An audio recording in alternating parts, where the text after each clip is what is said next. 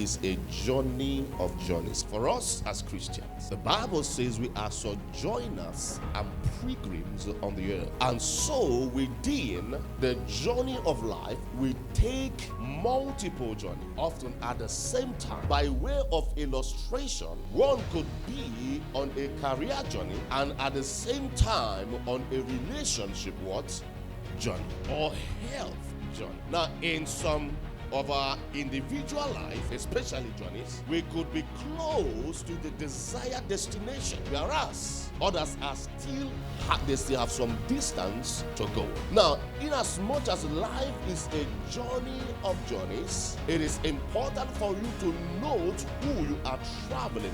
So if you don't meet God on the journey, you won't meet God at the destination. We all need God to do what? To travel with it. So in addition to the fundamental truth, we also need people. So you must examine yourselves as whether you are doing the journey of life alone. Now, the joy is that it's not just in the journey, it is also in the relationships that we have. For example, if I'm traveling from here to Sokoto and I have a company of exciting people around me, before I'll know it, I'll get to what? So the distance from Lagos to Sokoto does not mean much to me because I have a group of exciting people on my journey, on my way to Sokoto. But at the same time, Sokoto can be, sometimes you can do 2 days. And that 2 days will look like 2 months because you don't have the right relationship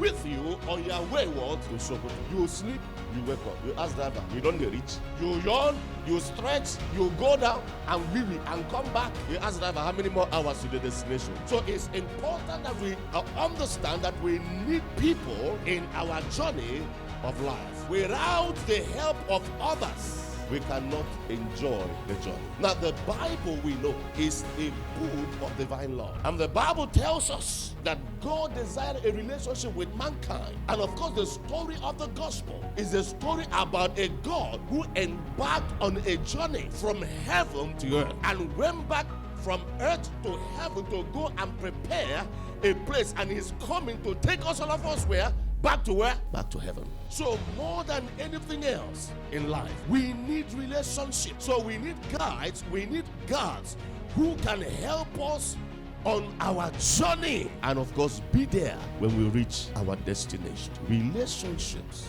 releases a dynamic power that draws us beyond ourselves and beyond our natural abilities. So of course, we are seeing that God commands his blessing in unity, in relationship. How good and pleasant it is for brothers to dwell together in unity. I know you love your space. Some people don't like people to come into their space. Somebody said, just make sure there is food in the house. I cannot step out of my gate for 1 week. I know you can be the type of person. I can be at home, provided I have things. The gen is on, the light is on.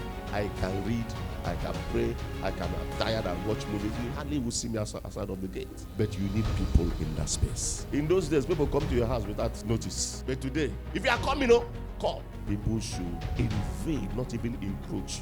Invade your space. So my house, if they come now, they use sand and gravel. Let them use sand and do it. That's the job. Our success, our failure in life will be determined and shaped to a large extent by our relationships. The Bible says, who that moves with the wise shall be wise, but a companion of fools shall be destroyed. The people with whom you run will determine how you run, in what direction you run, how fast you run, and how far you run. Relationships are influencing your life either negatively or positively, consciously or unconsciously. It is not good for man to be alone. That word man is generic. Both man and woman, it's not talking about marriage. Why? We are not solitary creatures. Some people thrive in isolation. Immediately they share the grace, they carry Bible. In fact, as they are sharing grace, they are walking out of the door. They cannot wait. Cannot look at, oh brother, how are you? God bless you. How was your week? We have been assigned to be connected to specific people in your life. And our God ordained connections are not optional, they are an integral part of our destiny. And when you ignore your God ordained connection, you shortchange yourselves and you deprive yourself of the blessings that God has intended for you. Everybody that has tried in history, in Bible times, somebody opened the door for them. For Jesus, it was John the Baptist. John was more popular than Jesus. 3 truths about relationships. Number 1, you need others in your life.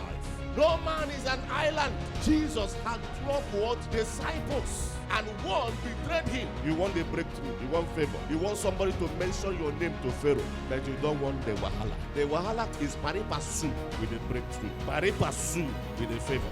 As long as you want people to be mentioning your name, some people will betray you, and not everybody is a betrayer. Because somebody betrayed you, everybody will know. You are now looking them from binocular. Here comes another betrayer. Number 2, you need more than one person in your life. Why? Because no one person can meet all your needs. Because we live life on multi-levels. So we must have relationship with different kinds of people. Jesus was a pastor. He had relationship with tax consultants, Levi.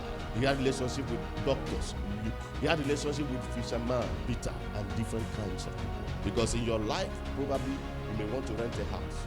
You may want somebody to advise you. You may want to buy a property. You want somebody to advise you. Number 3, you need more than one kind of person in your life. If you are introvert, you are not the type that talks. And of course, all the people that hangs around you are just people that just sits down and don't talk. Or probably you're choleric. You're always too serious. You are wired for achievement. You're always setting goals, meeting them, setting goals, meeting them, setting goals, meeting them. Sometimes you need to break and enjoy life. And a sanguine shows up, and somebody who just carefree, throws himself or herself all over the place, not too serious. Whether she has money or you don't have money, he doesn't care. Just go down the road, believing God will meet his or her. Some people are like that.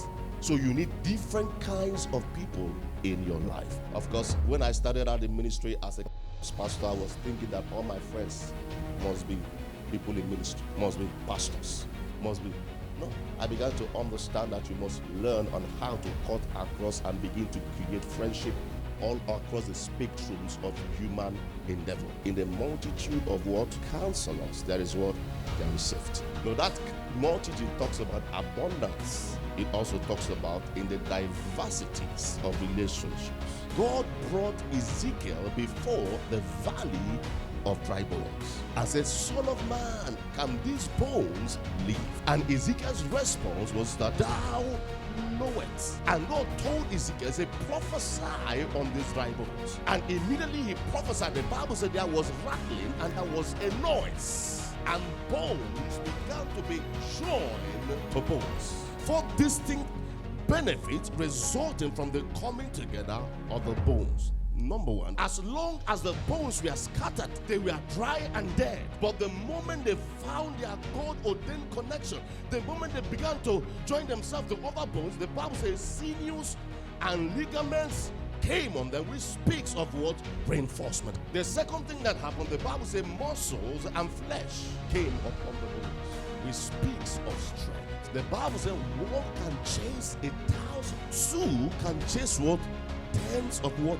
Thousands. Number 3, the Bible says skin came upon the bone. It talks about beauty. It talks about protection. A lot of people don't know how to manage relationships. The only time you call somebody is the time you want something from them. The person have birthday, you don't send text. The person give birth, you are very busy. But when you have problem of 1 million, that's when you after 6 months. You must learn on how to nurture relationships. Not because you want something from the person. Don't be a taker, be a giver to relationships. We know that joints provide flexible connections, allowing you to move. And when we have problem with our joints, every part of the body is affected also. When there are no joints, when there are no flexible movements, it retards movement and it affects all the parts of your body. So you need to recognize the importance of the joints to the overall health and the strength of your body. You are not responsible for every joint in your body, but you are responsible for the joint between you and your sister and your brother. So it's important that you refuse to get upset with each other, because when you do, we dislocate the joint between ourselves. We disable the body and we disconnect ourselves from the flow of life from the rest of the body. You are not strongest when you are alone. You are strongest when you are connected.